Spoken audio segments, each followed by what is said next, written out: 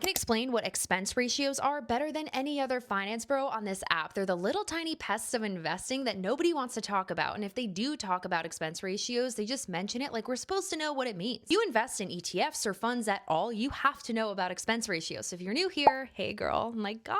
Babes, oh my God, expense ratios are so annoying. It's like that little zit that just like can't go away and then it scars and it comes back again. Oh my God. Sit back, relax. We're gonna go over it. Come on. Imagine you're at Sephora and you buy the Makeup by Mario foundation for $50. Go home, you use the foundation, it's all good. Imagine every single year since you bought that foundation, Sephora goes inside of your wallet, takes out $5 and just walks away. Just because you bought a foundation at Sephora. You didn't use the product any less. You didn't return it. Those $5 are just gone. That is exactly how expense ratios work with investing. When you invest in a fund like an ETF or a mutual fund, the expense ratio is an annual fee that the fund charges to just exist, whether the fund does well or badly. The annoying part of expense ratios is it isn't about 1 year. High expense ratios can take tens or hundreds of thousands of dollars from your portfolio. This is why broad market funds with low expense ratios are so powerful, keeping more of your money inside of that ETF or fund rather than just leaking it out in tiny little fees every year. Next time some finance bro recommends an investment, do not just ask how much did it make last year. Ask what it costs to hold. That is what expense ratios are. If you have any other questions, please let me know in the comments. This is a safe space for women to ask questions about their money, finances, crypto, AI. Remember that when women understand their money and finances, we don't just change our lives, we change our options.